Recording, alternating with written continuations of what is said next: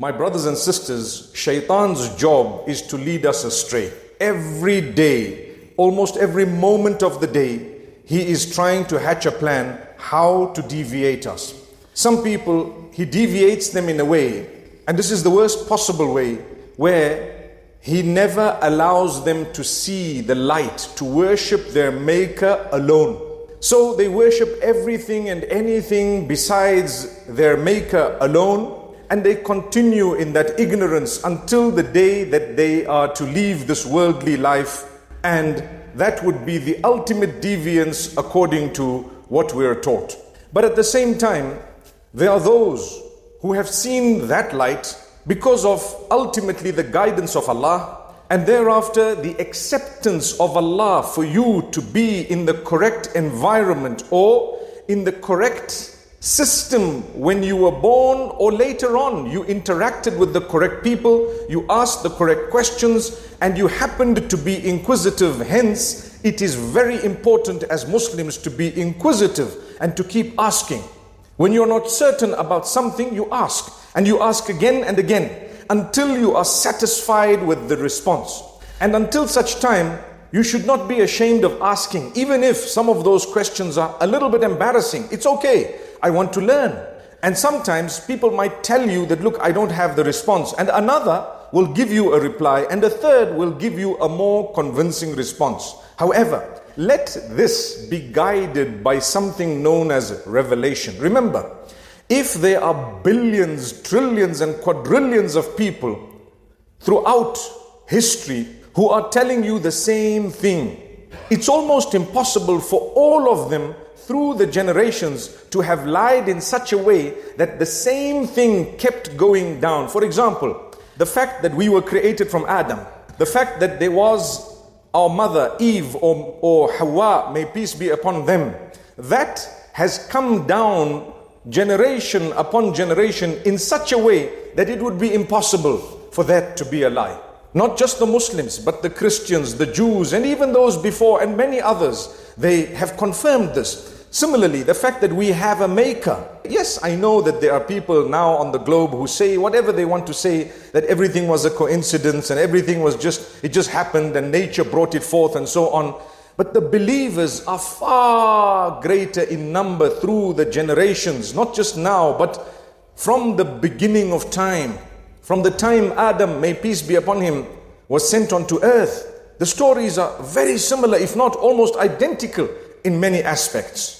So the fact that we have a Maker, now the fact that devil exists and Shaitan exists and what he did, that also came to us and we feel it. Where whenever there are good things to be done, even for a person who doesn't have a faith at all, when he has to be disciplined, he feels lazy. Even to get up in the morning, he feels lazy. And then to do the right things, that which would help you. Say for example, a person who doesn't believe at all, they go to school, they feel lazy to follow rules. They feel lazy to do the right things. They find it difficult to do so much that is connected to discipline. Why? Because Shaitan's aim is to make you an indisciplined person, one who follows his own whims and fancies and desires. Hence, even if it was just a school that gave you rules, or a religion that placed rules, a person who is trapped by Shaitan would not want to follow any rules. He wants to fulfill what is known as my wish, my whims, my fancies, what I desire.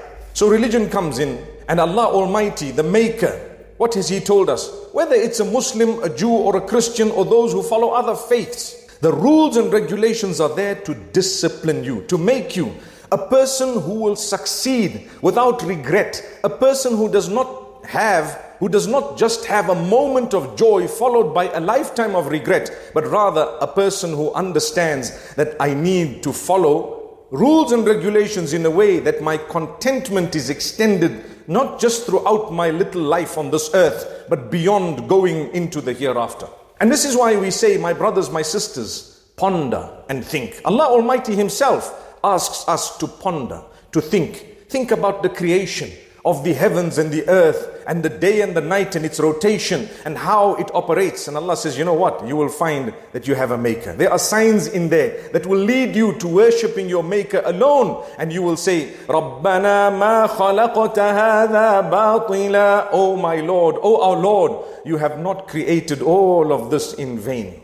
We were to be hit by a cyclone early morning or today and tomorrow. And mashallah, we're all praying, we're all making dua, we're all asking Allah subhanahu wa ta'ala, and we still ask for goodness and so on. And yes, it has hit land as we speak, but take a look at the weather outside right now. What does it look like? We were expecting, in fact today, they declared that schools shall be closed. Hence we see quite a few people here, mashallah. That's what was declared. I'm not saying they were wrong or right. I'm not a part of that decision making, nor am I an expert. But what I want to tell you is, look at the weather out there. We still hope tomorrow and the following day is going to be better. We might have heavy rains and so on, but we are hoping that Allah will spare us and others the wrath or the loss or the destruction. That having been said, doesn't it show you that man sometimes makes big blunders? He cannot even predict what's going to happen tonight or this afternoon or after a moment. And yet we think that Allah Almighty, who already told us that it's in my hands. You pray to Allah. You believe in miracles. We believe in miracles. Something impossible is not impossible for Allah. How many times have things that are totally impossible happened because Allah willed them? Things that man said, there is no chance that this would happen. And it came and it happened and it was. Subhanallah. That's Allah. He has proven to us that He exists. Now, what does Allah do? Because He knows that He has let shaitan come to us in order to whisper within our systems to do the wrong thing. And then He has the angels and His forces who come to us instructing us to do the right things. And then you have us in the middle whom He has given a brain, He has given thinking capacity, He has given a responsibility, and He has allowed a certain level of choice. And He tells us, I want you to navigate through all of this and worship me alone. That's the whole reason why I've created you. I don't have a say as to why Allah made me. I will never know unless I'm told. People say, why am I on earth? Well, the best answer that there is in existence is that you are here in order to worship your Maker and return to Him in a beautiful way. No other answer, and there are millions of other answers, no other answer is as satisfactory as that. Because I'm on earth. Do you really think such a sophisticated human being with such a unique identity in more than 1,000 ways, you are absolutely unique, different from the first of your species right to the last? In your identity, do you really reckon that I'm just coming on earth to enjoy myself, come, go to school, earn a little bit of money, enjoy, buy the latest of things, have fun and die and go, and that's it, it's the end of all? It's impossible. That's not the case. A person who thinks and believes will realize, you know what? There is a greater purpose. I may struggle here. That means on the other side, if I worshipped my Maker alone, I would not struggle. And if I have not struggled here and I've still worshipped my Maker alone, I'll be one of the few lucky ones who have gained this world and the next. And that's what we ask for in the dua. Rabbana atina fid dunya hasana wa fil akhirati hasana. Oh our Lord, grant us goodness in this world and goodness in the hereafter. But you need to know, Allah's divine plan is He has the forces of evil, the forces of goodness, and you, oh man, in the center there. And He's given you the tools to navigate through the two. And He says, I want you with all of this around you to still navigate through it in the way that you worship me alone. Come back to me and I'll tell you where you have succeeded and where you've failed. May Allah grant us success. So in the interim, what does He do? Less than 30 days from now, we have the month of Ramadan. What is it? It's one of those massive, positive seasons that are there for reflection and gaining the correct relation with Allah once again. It's called taqwa, to develop your consciousness of Allah. That's the whole reason why that month is in existence. Allah says, we know you will sway from time to time. We know what you need in order for you to remain on that path and to understand the plot and the plan of the devil, and to know that we want you to navigate through what we just said a few moments ago. We want you to navigate through all these forces and circumstances and come out from it someone who's closer to us than they were previously. So I'm going to enter the month of Ramadan if Allah wills. If He wants, He can take me and you before that. You and I can go right now, today. But Allah says, start preparing for this month. We are already now in the month just preceding Ramadan. What should you be doing? You should be fasting. Even in this month, it's not compulsory, but it's a sunnah. It is something the Prophet, peace be upon him, did. Get used to Mondays and Thursdays, my brothers, my sisters. It will help you in every way. It will even improve your health. And our intention is not, the primary intention is not that because my health improves, that's why I'm going to fast. But it's because it's a sunnah, I'm going to fast. And as a result, my health will also improve, inshallah, because when you obey Allah, you'll improve in every single way.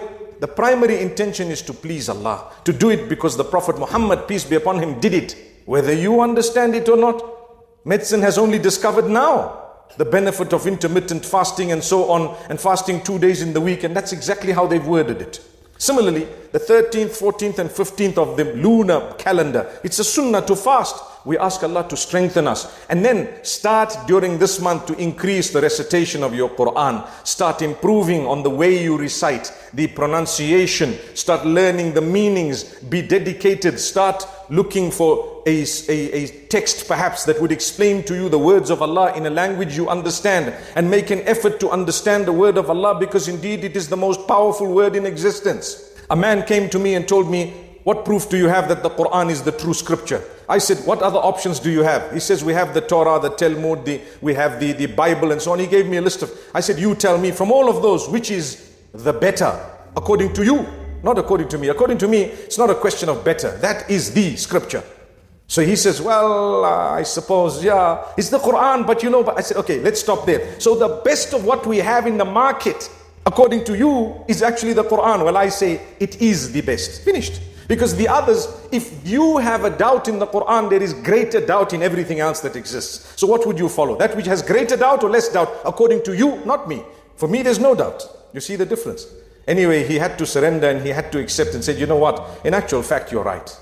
But still, Allah will not guide those who believe it's right if Allah doesn't want that guidance. Because many people know what's right and wrong. They're either too scared, they're too afraid, or sometimes they just don't want, or they fear. They will lose what they have around them. The kuffar of Makkah, many of them knew what was the truth. Allah says, but they were oppressive, they were wrongdoers, they denied, they belied. وَلَكِنَّ الظَّالِمِينَ بِآيَاتِ اللَّهِ يَجْحَدُونَ. They just used to deny the verses of Allah. I'm a leader, I'm going to lose my position because if I become a Muslim, they're going to do this to me and that to me. You know what? You love Allah more or your position more? And you make a decision. May Allah Almighty grant us goodness. Allah has blessed us with a month of Ramadan that's about to come. Prepare for it. Soften your hearts. Solve your problems. Resolve your matters. Try and solve the enmity between you. Brothers are not speaking. Sometimes people have issues and problems. Try your best to resolve it. Not everyone's going to be able to resolve every matter. But did you try? Did you give it your best shot? The answer is yes. Well, inshallah, Allah's seen that. And then you enter the month of Ramadan, beautiful, as clean as possible, with the idea of cleansing yourself further and elevating your status even beyond. And you see what will happen. When you take what Allah has considered sacred as sacred, Allah will open your hearts. And Allah will grant you success in this world and the next. For indeed, He is the owner of entire existence. What you are searching for, Allah owns it. Knock at His door and you will find it coming towards you. Here Allah has given us a massive door known as the month of Ramadan. Allahumma ballighna Ramadan. Oh Allah, grant us the ability to witness the month of Ramadan. Allow us to reach the month of Ramadan in such a way that we knock your door before it, during it and after it, such that you've forgiven us.